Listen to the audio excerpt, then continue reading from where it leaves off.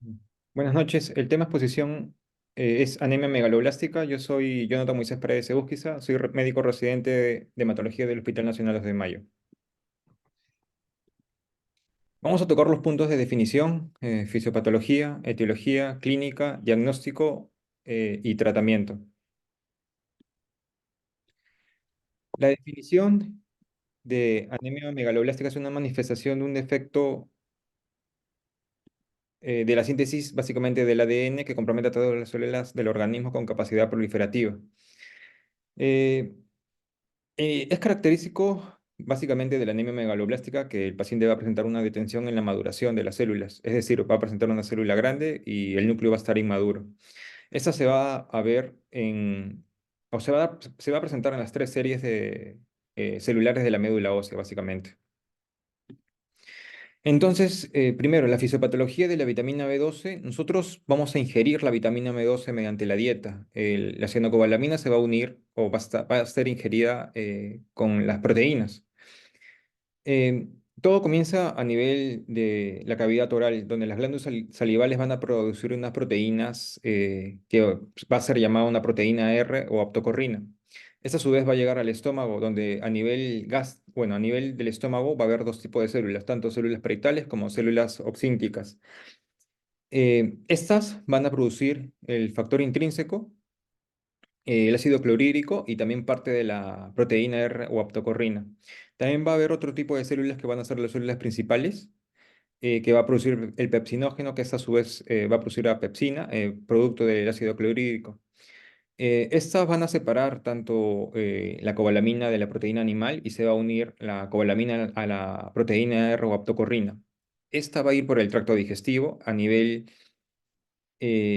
bueno, del tracto del intestino, donde se va a encontrar con el jugo pancreático, la secreción pancreática, el cual va a disolver la unión de proteína, de cobalamina con proteína R y se va a unir al factor intrínseco.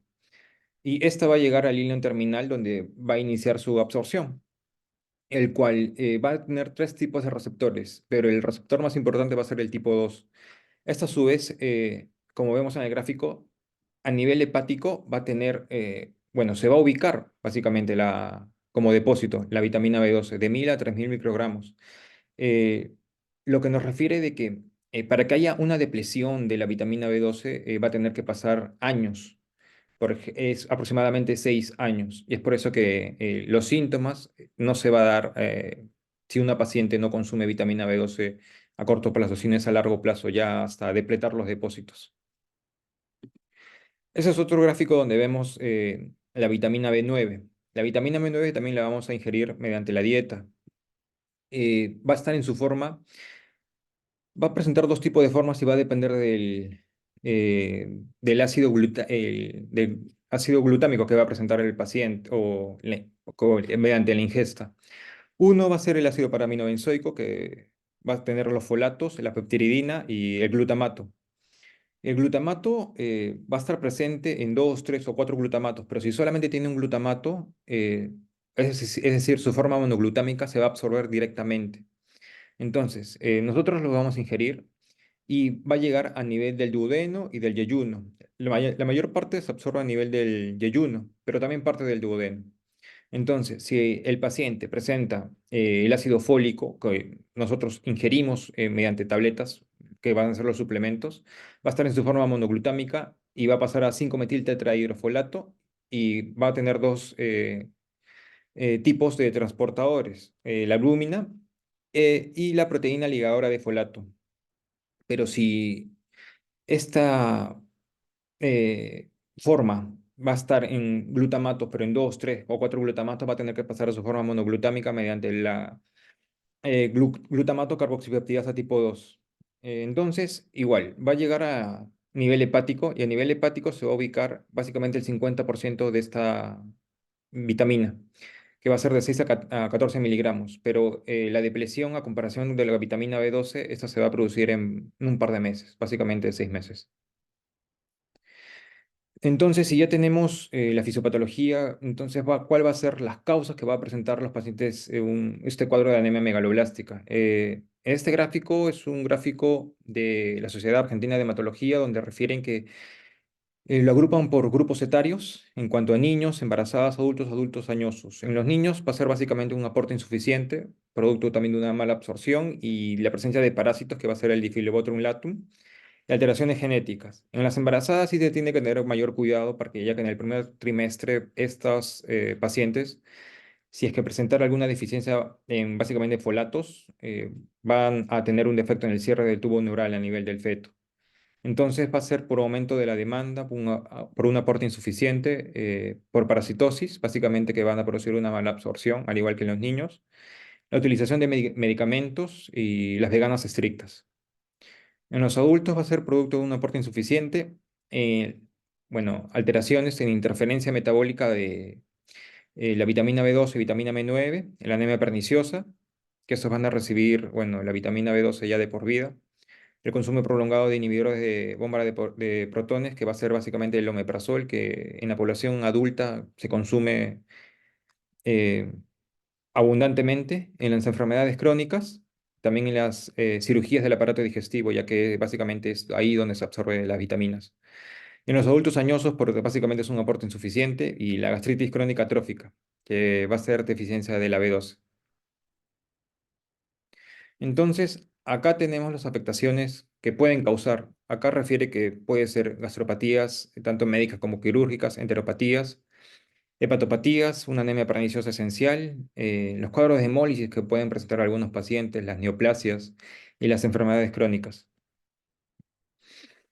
Esta es una clínica básicamente de cualquier tipo de anemia, que el paciente va a presentar un cuadro de debilidad, cansancio, somnolencia, disnea al esfuerzo, palpitaciones, adelgazamientos, parestesias, cambios de carácter, básicamente en las mujeres amenorrea. Y los signos físicos que en los pacientes que van a presentar este tipo de anemia megaloblástica, lo característico, lo que refiere en esta tabla es la lengua lisa y brillante y también alteraciones en la sensibilidad. Acá refieren que también pueden presentar esplenomegalia o hepatomegalia, pero es infrecuente encontrar, bueno, en los pacientes que presentan el cuadro de anemia megaloblástica. Eso nos haría pensar para otro tipo de patologías. Esta es una foto de una paciente característico de una deficiencia de esta vitamina, ya que va a presentar una lengua lisa y brillante, que característico de una anemia megaloblástica. Acá podemos ver básicamente los pacientes van a venir refiriendo que tienen un cuadro de parestesias o calambres a nivel de miembros superiores o inferiores. Entonces, acá esta tabla nos refiere de que si el paciente tiene alteraciones en la sensibilidad profunda o disminución de los reflejos osteotendinosos, va a estar alterado a los cordones posteriores.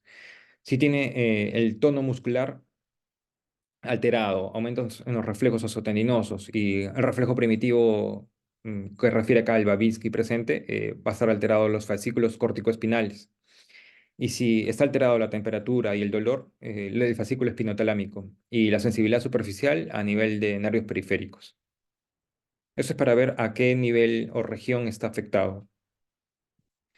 Entonces, y tenemos estos, bueno, estas características que van a presentar en una anemia megaloblástica, pero no va a ser, bueno, puede deberse a que presenten también otro tipo de patologías. Si el paciente presenta un cuadro de macrocitosis, tenemos que también hacer el diagnóstico diferencial, bueno, mediante también historia clínica, con el alcoholismo, la plasia medular, los EPOC, hepatopatías tanto aguda como crónica, hipotiroidismo. También va a presentar en los pacientes que cursan con un cuadro de mieloma, leucemias agudas, los SMDs también. Y si el paciente vemos que presenta los neutrófilos hiperlobulados, como vemos en esta tabla, va a ser por un cuadro de hipertermia, por quemaduras extensas. También refieren que van a presentar cambios megaloblásticos, pero sin neutrófilos hipersegmentados, los pacientes que presentan los SMDs, los síndromes mielodisplásicos y las leucemias mieloides tanto agudas como crónicas. También refieren de que puede haber una anemia megaloblástica, pero sin deficiencia de folatos, o sea, B9 y B12, que van a ser la anemia megaloblástica que responde a tiamina, y el síndrome de Leach-Nyhan, que es infrecuente, bueno, es básicamente infrecuente este síndrome, pero sí lo catalogan en esta tabla. También los pacientes que van a presentar una anemia diseritropoyética congénita, que no es frecuente. Entonces, para hacer el diagnóstico de una anemia megaloblástica, básicamente es primero mediante una buena anamnesis que va a ser una historia clínica y un examen físico detallado. Y de ahí posteriormente nosotros tenemos que pedir los exámenes auxiliares, que básicamente nosotros de entrada pedimos un hemograma, donde vamos a ver las siguientes características. Acá vemos en el hemograma, por ejemplo, el índice de anisocitosis que va a ser mayor a 14,5%, los reticulocitos que también nosotros le vamos a pedir que van a estar disminuidos, el BCM, que es el volumen corpuscular medio en el hemograma, va a estar mayor a 100 fentolitros y los neutrófilos polisegmentados. También puede presentar un cuadro de leucopenia con hipersegmentación de polimorfonuclear. A nivel plaquetario, un cuadro de trombocitopenia, pero a nivel si vemos la lámina periférica, el paciente va a tener macroplaquetas, es decir, mayor cantidad de plaquetas que la máquina puede contar. También va a estar alterado a nivel hepático la bilirrubina indirecta y a nivel de LDH que va a estar aumentado por una hemólisis intramedular. Entonces, en el mielograma que nosotros hacemos mediante un aspirado de médula ósea, podemos ver que el aumento de hemosiderina, una celularidad incrementada y una detención en la maduración que es característico de la anemia megaloblástica. A nivel de la bioquímica, que cuando ya sospechamos mediante la anamnesis y el hemograma, mediante los volúmenes corpusculares, podemos encontrar el folato sérico que va a estar disminuido, tanto el eritrocitario y la vitamina B12 también que va a estar disminuido. Entonces, si ya tenemos el diagnóstico, el tratamiento, básicamente, según esta literatura, refieren que se puede dar el ácido fólico de 1 a 5 miligramos al día por 6 meses, pero va a ser dependiendo de la causa.